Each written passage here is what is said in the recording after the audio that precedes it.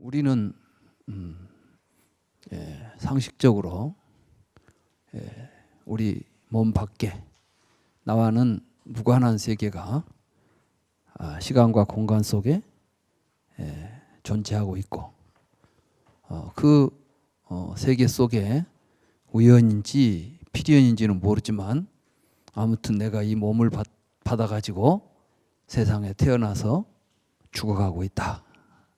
이렇게 생각을 하고 살고 있습니다. 그렇죠? 이건 상식입니다. 그리고 우리는 이것에 대해서 의심도 하지 않습니다. 내가 이 세상에 태어났다는 사실에 대해서 여러분들은 어떤 놈이 태어났는지, 어떤 세상에 태어났는지 깊이 생각해 본 적이 있습니까? 우리는 그저 우리가 막연하게 그냥 상식적으로 생각하고 있는 이 세상에 내가 태어나서 살다가 죽는다는 그 생각을 하고 그 생각 속에 살고 있습니다. 실제로 우리는 세계 속에 살고 있는 것 같지만 우리들의 의식은 세계 속에서 작동하는 것이 아니라, 다시 말해서 우리의 마음은 이 시간과 공간 속에서 작동하고 있는 것이 아니라 그 생각의 구조 속에서 움직이고 있는 것입니다. 지금 여기 한 40명, 30-40명 정도의 청중이 계십니다마는 그 모든 분들이 생각하고 행동하는 방식은 각기 다릅니다. 모두가 다르죠? 근데 우리는 이제 그걸 어떻게 생각하느냐? 사람들이 태어날 때 다 그 성격이나 뭘 가지고 태어나서 본성이 그렇다. 태생이 그렇다. 또 자기 자신도 나는 그런 사람이다. 이렇게 생각하고 삽니다. 그렇기 때문에 자기 자신에 대해서 반성을 하고 또 그것을 고쳐서 살아가려는 생각을 좀채로 하지 않습니다. 이게 이제 우리 보편적인 인간들의 삶입니다. 불교는, 부처님은 그러한 우리들의 생각이 과연 정당한가? 이걸 이제 묻기 시작했던 것입니다. 그러니까 불교는 자기 생각을 가지고 그냥 자기 생각대로 공부를 하는 게 아니라 그 지금 내가 하고 있는 내 의식 구조, 내가 하고 있는 내 생각, 이런 것들이 과연 어떻게 해서 만들어진 것인지, 이게 과연 정당한 것인지 이것을 살피는 게 불교 공부입니다. 그러니까 그런 걸 살피지 않는다면 이런 올바른 공부라고 할 수가 없습니다. 뭐 염불을 하든 참선을 하든 경을 공부하든 간에 그걸 살피기 위해서 하는 것이지 그냥 염불을 하면 좋다더라, 뭐 참선을 하면 좋다더라, 이래서 되는 게 아니에요. 공부라는 것이 무엇인지 이걸 이제 바르게 알고 공부를 해야 되겠다. 부처님께서는 그래서 이제 우리들의 상식을 반성해 보신 거예요. 우리는 누구나 태어나서 죽는다는 생각을 하고 있습니다. 그 생각 속에 빠져 있죠. 즉 생사가 문제되어 있습니다. 불교에서는 생사 문제를 해결하자 이렇게 보통 이야기하지요. 많은 이제 분들이 불교 공부를 통해서 생사 문제를 해결하자 이렇게 이야기를 합니다. 그 생사 문제라는 것이 뭐냐 하면 우리가 지금 상식적으로 가지고 있는 우리의 마음 속에서 끊임없이 나는 태어나서 늙어 죽어가고 있다는 그 생각이 정당한 것인지, 그 생각의 실체가 무엇인지 이런 걸 한번 따져보고 거기에서 그 문제를 해결하자. 이게 불교 공부라는 것입니다. 그래서 이제 부처님께서는 출가하셔가지고 당시에 있는 그 부처님 당시에 있었던 여러 가지 종교 사상을 섭렵했습니다. 브라만교라고 하는 기존의 지금의 힌두교라고 우리가 부르는 그 브라만교 공부도 했죠. 그래서 이제 선정을 닦아가지고 브라만교에서는 선정을 닦아가지고 저 브라만천에 갈 수 있다고. 다시 말해서 우리 내면에 있는 우리의 본성, 우리에게 본래부터 갖춰져 있는 태어나지도 않고 죽지도 않는 어떤 실체, 브라만, 아트만, 이걸 우리가 깨달아야 된다. 그걸 깨닫기 위해서는 깊은 선정을 해야만 그게 보이지, 그렇지 않으면 그건 나타나지 않는다. 그래서 이제 선정을 통해서 그 브라만을 찾는 공부를 하는 거예요. 그 브라만이 도대체 어디에 있느냐, 어디에 있는 존재가 진짜 브라만이냐, 이런 이제 생각을 가지고 이제 명상을 하는 게 수정주의, 선정을 닦는 공부예요. 근데 부처님은 그 공부를 하셨어요. 먼저 제일 먼저 출가해서 바로 그 생사가 없는 세계를 가르쳐 준다고 하는 종교가 있으니까. 요즘 우리 주변에 보면은 죽어서 천당에 가면 이제 안 죽고 영생을 한다고 그러지 않습니까? 부처님은 그걸 실증하고 싶었던 거예요. 우리는 죽은 뒤에 일은 알 수가 없죠. 그러니까 이제 그런 이야기들은 전부 믿음에 속여버립니다. 뭐 죽은 뒤에 안 죽는 세상이 있다고 믿자는 거예요. 그러지 정말 안 죽는 세계를 갔다 온 사람이 있습니까, 없습니까? 본 사람이 있습니까, 없습니까? 본 사람도 없고 갔다 온 사람도 없고 아무 근거도 없는데 그냥 믿지요. 그 믿음의 근원이 뭘까요? 욕망입니다. 죽기 싫은 갈망입니다. 이제 죽기 싫어, 영원히 살고 싶어하는 우리들의 그 근거도 없고 정말 허망한 그 욕망을 붙잡고 있기 때문에 그런 일이 벌어집니다. 그래서 이제 그런 걸 약속해 주는 사람들에게 맹목적으로 믿고 의지하게 되면 이제는 자신의 삶이 사라져 버립니다. 시킨 대로 해야 되죠. 그러니까 주인 된 삶은 사라져 버리고 오로지 종 같은 삶을 살 수밖에 없는 것이죠. 부처님께서는 그걸 내가 직접 한번 체험해 보고 싶었던 거예요. 내가 직접 봐야 확신을 하고 직접 그걸 얻어야지. 그냥 믿고만 있어서는 안 되겠다. 그래서 직접 가서 이제 그 경지를 깨달았다는 사람들을 찾아갔지 않습니까? 그런 사람들이 바로 알라라 까라마, 우따 까라마 붓다, 이런 선정 수행자들이었어요. 부처님께서는 그들을 찾아가서 그들이 가르쳐 준 대로 수행을 했는데 곧장 그들이 말하는 그 선정의 체험을 하게 됩니다. 그러니까 그 사람들이 놀래가지고 어떻게 이 젊은 사람이 이렇게 쉽게 그런 경지에 도달할 수 있단 말인가. 그러니 이제 우리가 같이 힘을 합쳐서 교단을 이끌자.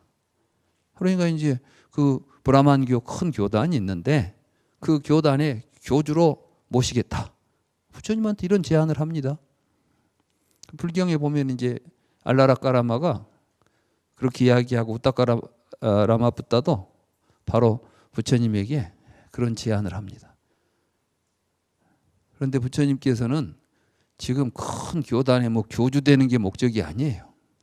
우리 인생은 이 세상에 뭐 큰 권력을 가지고 남보다 더 높은 위치에 가고 이런 게 실제로 우리가 지향해야 될 가치 있는 목적이 아니라는 것을 부처님은 그때 우리에게 보여주고 있는 것입니다. 부처님은 그때 뭘 거기서 깨닫게 되냐 하면 이 수행은 선정에 들어있을 때는 만족스럽다. 그러니까 무소유처는 모든 존재가 다 없어져 버렸다. 아무것도 없어요. 뭐 그 자리를 자기 의식 속에서 아무 생각이 다 끊어져 버리면 아무것도 없겠죠.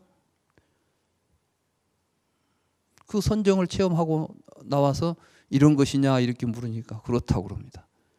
내가 원하는 건 이게 아니다.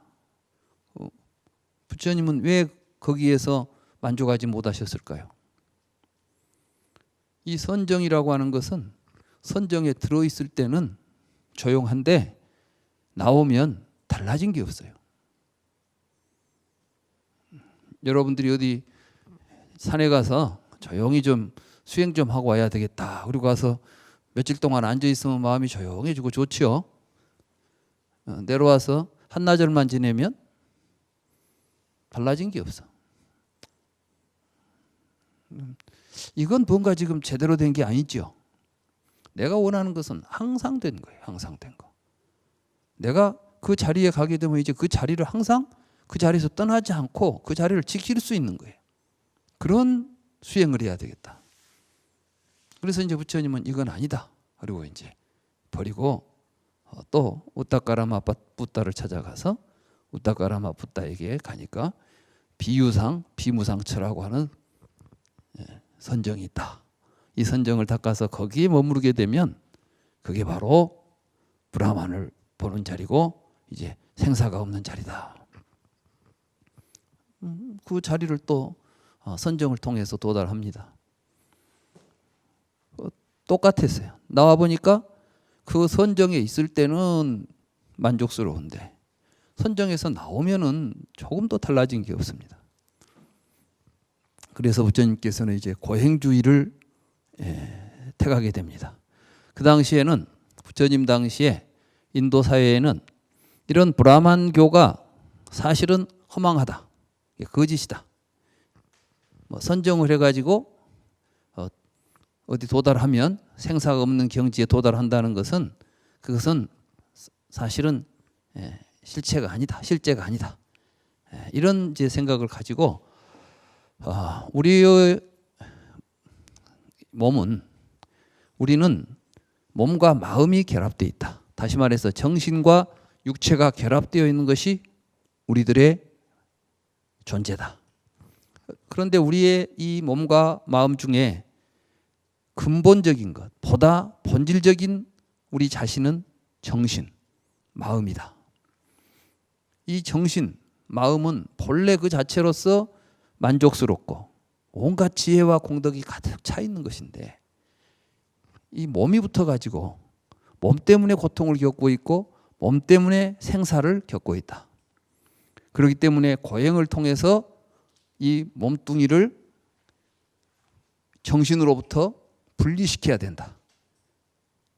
그래서 이제 우리의 몸 안에 우리의 정신과 육체가 결합되어 있는 것을 분리시키는 작업, 이걸 하기 위해서 고행을 하는 겁니다.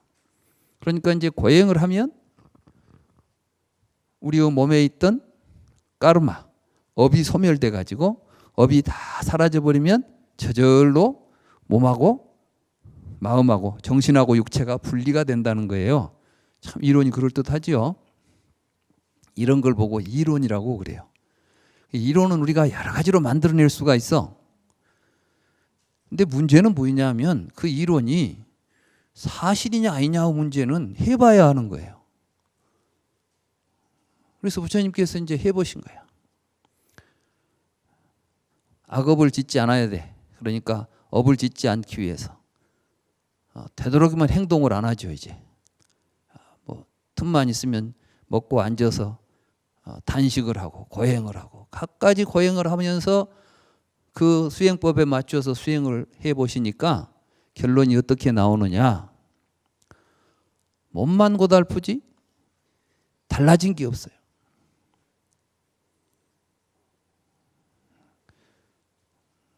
고행주의의 실체입니다. 그래서 부처님께서는 이것도 아니구나. 그러면 어떤 식으로 이 문제를 해결할까? 부처님께서는 실제로 이제 이 문제를 처음부터 자기 자신이 직접 그 문제에 대한 답을 구해가기로 작정을 합니다. 이게 이제 고행을 멈추고 보리수로 나아가서 명상을 시작했다고 하죠. 이때 부처님께서 하신 명상은 인도의 요가 명상이 아니에요.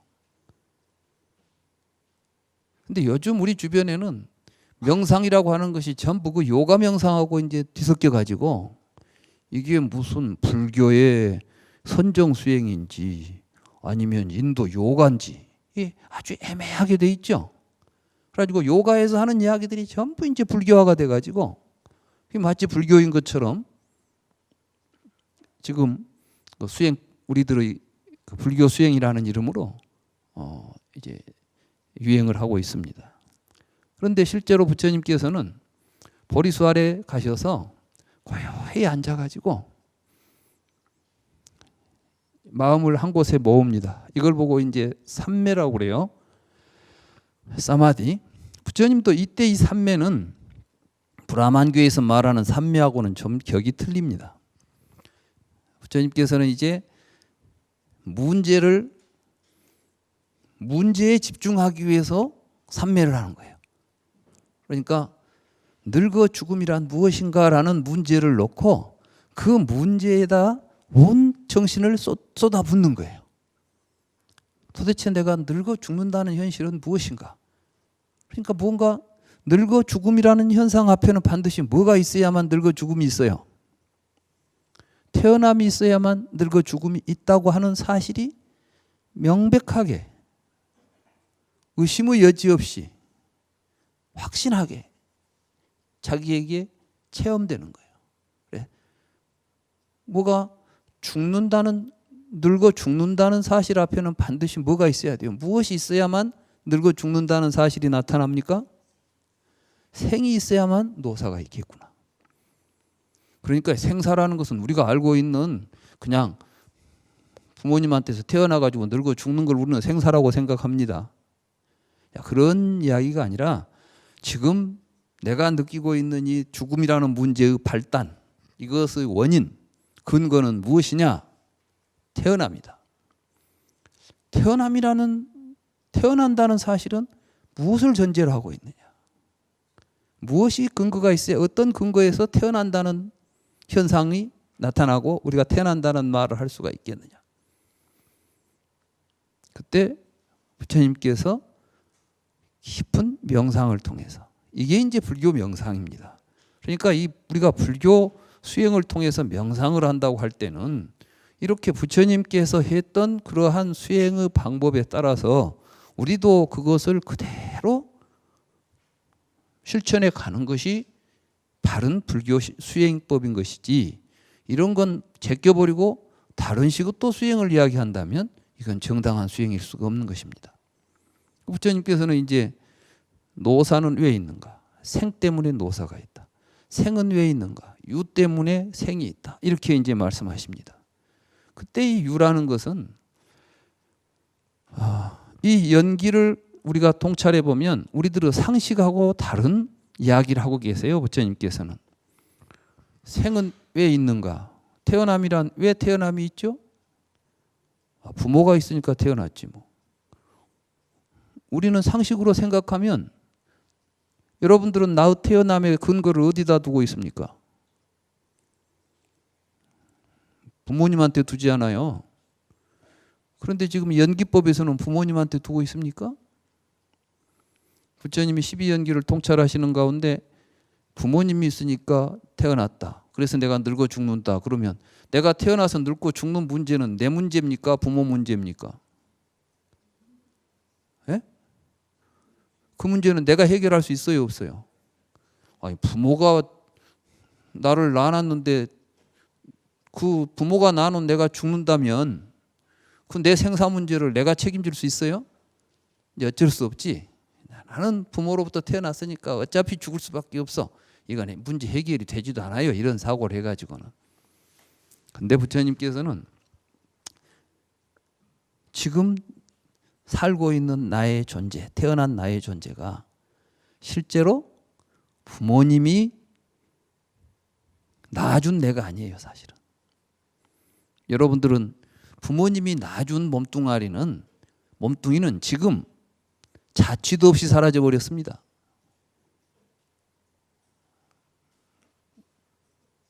그렇죠? 그런데 그놈이 뭐 죽을 걱정하겠어요? 지금 여러분은 태어나서 현존, 지금까지 존재하고 있는 그 비잉, 지금 존재하고 있는 이놈이 있으니까 지금 이놈이 태어나서 죽는다는 생각도 하고 있는 거예요. 그러니까 존재가 문제인 것입니다. 그래서 이제 불교의 존재로는 바로 이 유의 실상을 지금 부처님께서 우리에게 보여준 이야기를 제가 이 강의에서 존재론이라고 이야기해서 강의를 했던 것입니다. 이 유가 그럼 어디에서 나오느냐? 이제 부처님은 그 통찰을 해보면서 유는 취를 연하여 있다. 취는 애를 연하여 있다. 애는 수를 연하여 있다. 수는 촉을 연하여 있다. 촉은 육입을 연하여 있다. 이런 식으로 이제 쭉 사유가 진행되죠. 그러니까 부처님께서는 이렇게 쭉 통찰을 하면서 무엇을 발견하시게 됐냐면 이런 것들이 다 우리가 무명, 존재의 실상을 모르고 무지로 붙어서 12처라고 하는 의식 상태를 우리들의 삶이 말하자면 우리가 지금 중생들이 살아가는 삶의 가장 기본적인 의식의 구조는 12입처입니다. 보고 듣고 냄새 맡고 맛보고 만질 때 우리들의 의식은 항상 그 안에 보는 놈, 듣는 놈이 있다는 생각이 그 안에 내재하고 있어요. 그리고 밖에 보이는 것은 또 보이는 것 속에는 그것을 그 모양을 가지고 그렇게 존재하는 실제가 저 밖에 있다는 생각을 하고 있는 것입니다.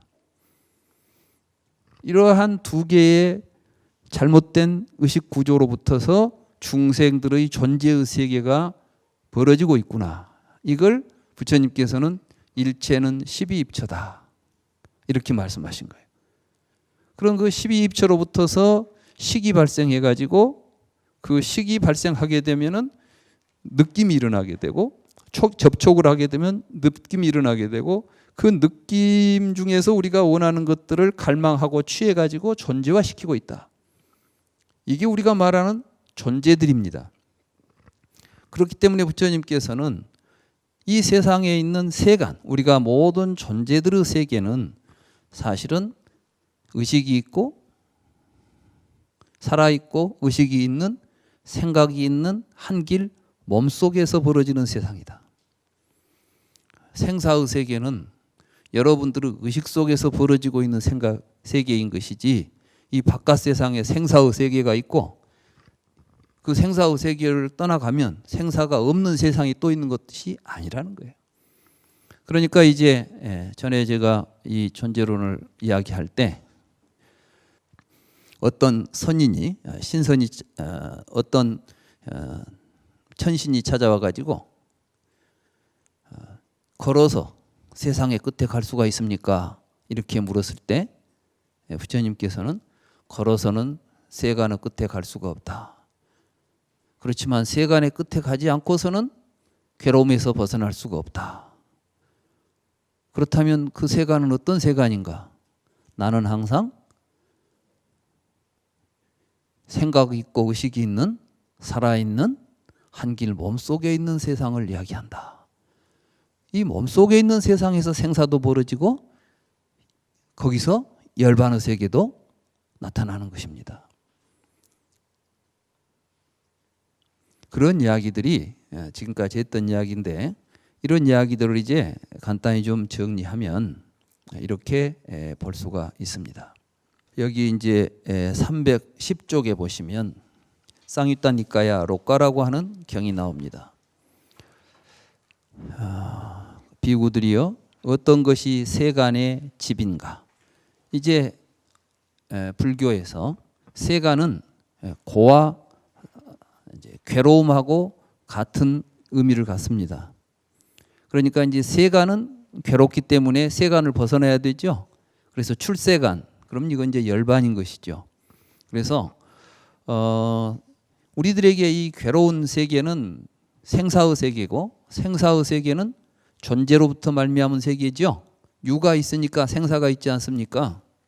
이러한 세간은 어떻게 어떤 것들이 모여가지고 이러한 세간이 이루어지는가? 이제 이 물음에 대해서 안과 색에 의존하여 안식이 발생한다오. 셋의 만남이 촉이라오.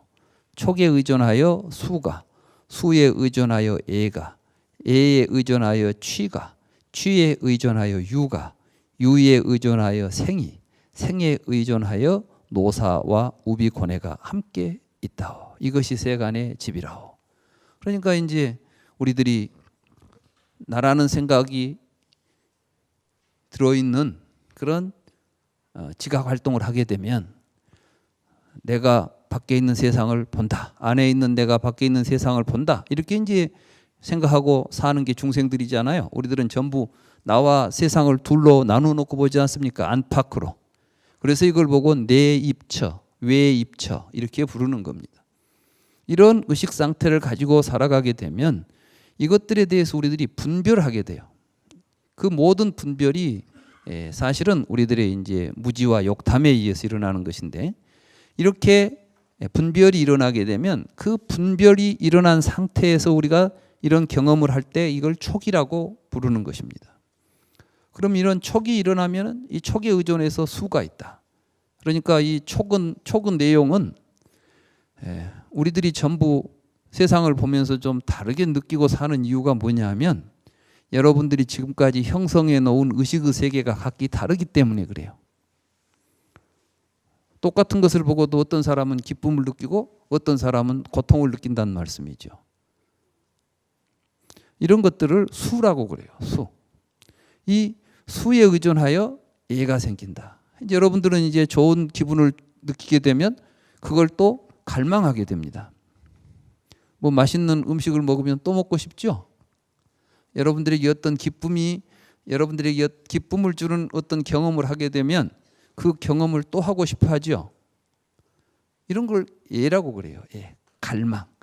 그러면서 이제 그걸 계속해서 연료처럼 그런 것들이 취해져 가지고 그것이 유가 되는 거예요. 여러분들이 뭐가 생기고 없어지는 걸 보면 반드시 무엇인가 있어야 그놈이 생기고 없어지는 것이지 아무것도 없는데 생기고 없어졌다는 이야기 할 수 있어요, 없어요? 왜 허공은 생기고 없어지지 않은지 아세요? 허공은 우리가 구별해 놓을 그 구별할 수 있는 분별이 안 되니까 허공이라고 그래요. 여러분들이 허공이라는 것은 뭘 대상으로 허공이라고 하냐면 여기 지금 보니까 앞에 뭐가 보이죠? 그럼 이게 이제 분별의 대상이 될 수 있어요. 그렇죠? 근데 이게 이제 치워버리면 그 대상이 사라졌죠. 그 자리를 우리가 공이라고 부르는 거예요. 공간이라는 것은 공간이 본래 존재하는가? 이게 그 공간을 차지해버리면 여기 있던 공간 어디로 가야 되겠죠? 어디로 갔을까요? 공간은 우리가 그렇게 분별되지 않는 대상을 이름해서 공간이라고 불렀던 거예요. 그러니까 사실은 공간도 생기고 없어져요. 존재니까. 왜?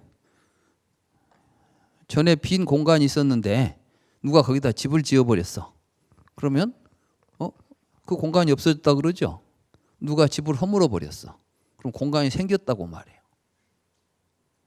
그러니까 우리가 거기다 이름을 붙이고 분별하기 시작하면 없는 것도 생기고 없어진다는 이름, 없는 것도 이름을 없는 것이라는 이름을 붙여놓으면은 없던 것이 있다 없다 한다니까. 그러니까 얼마나 지금 우리가 말하는 있다 없다 생긴다 없어진다 이런 말들이 얼마나 허망한 실체로 뭐가 있어갖고 없어지고 이런 일들이 벌어지는 게 아니라 우리들의 생각 속에서 일어나는 분별심이다. 이걸 부처님이 우리에게 깨달아서 가르쳐 주신 겁니다. 그래서 이제 이 세간은 이렇게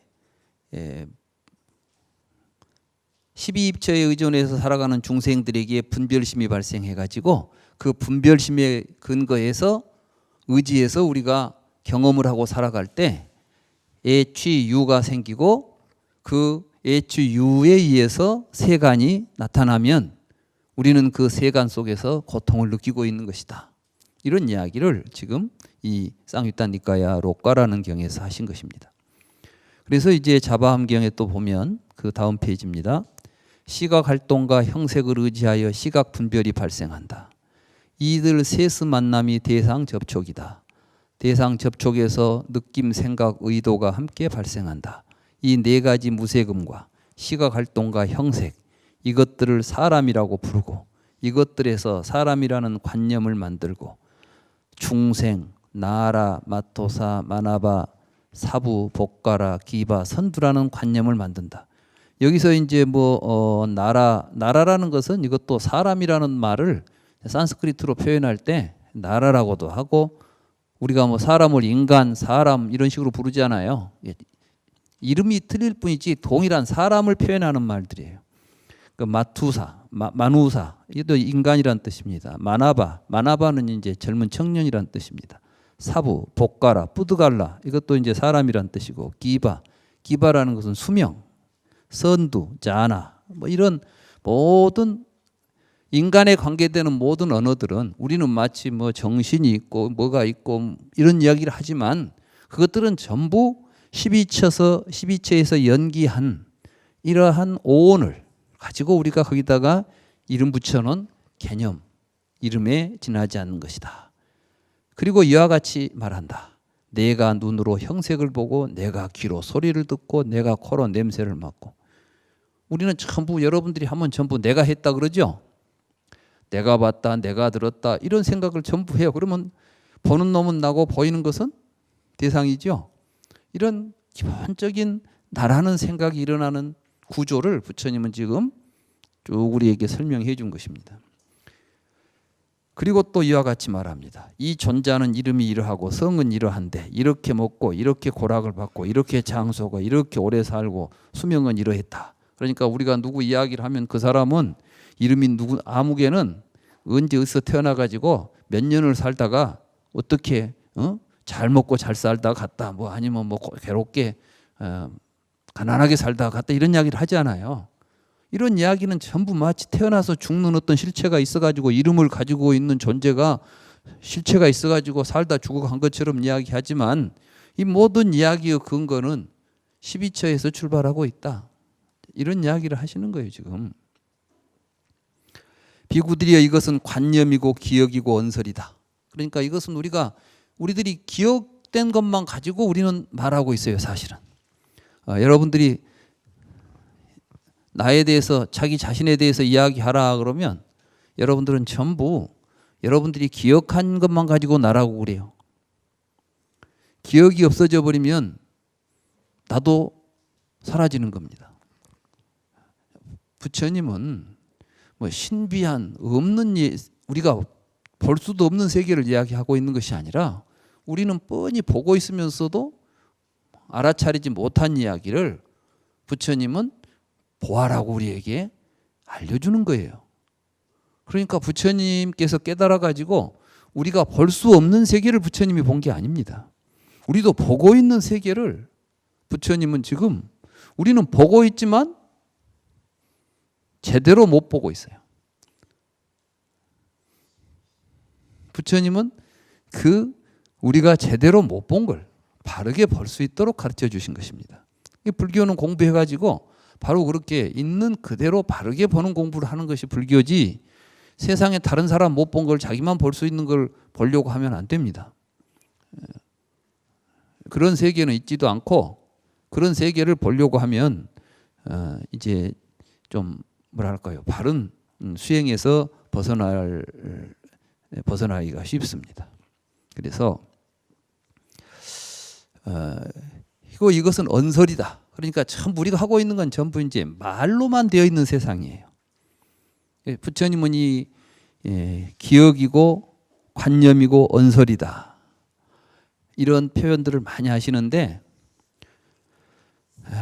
사실은 이 유리, 컵, 시계 이런 건 전부 다 우리가 붙여놓은 이름에 지나지 않는 것이에요.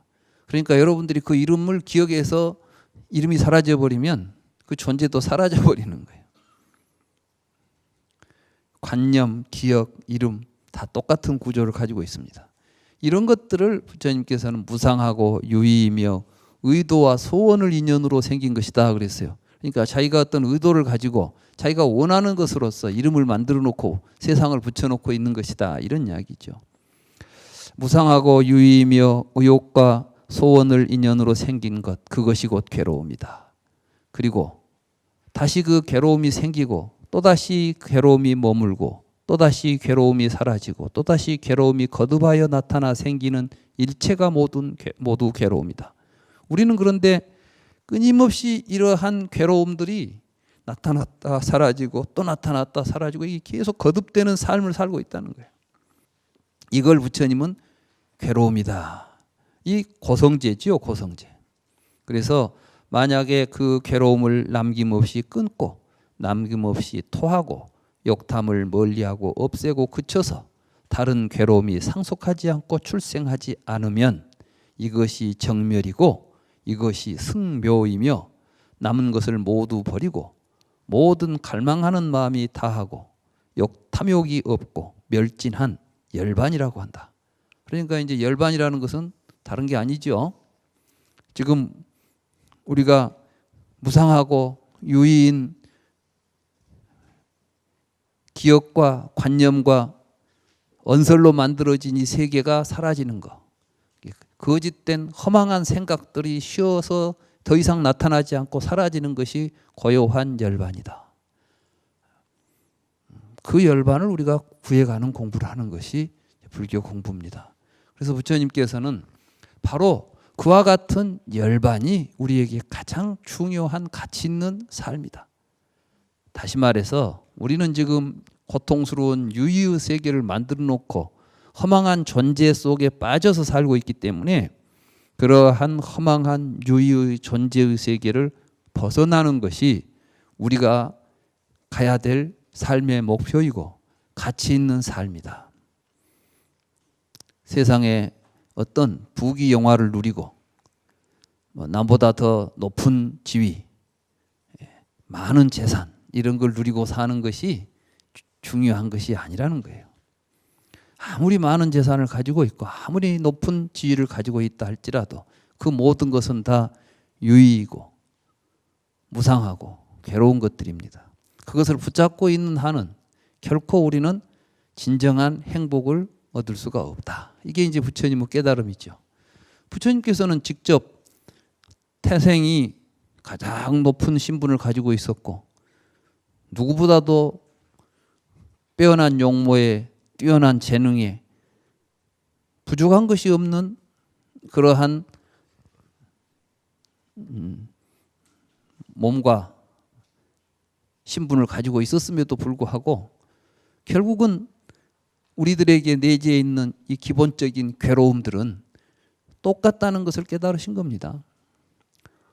왕으로 살아가나 종으로 살아가나 유의의 세계에서 살고 있는 생사의 고통을 느끼고 살아가는 삶은 차이가 없다.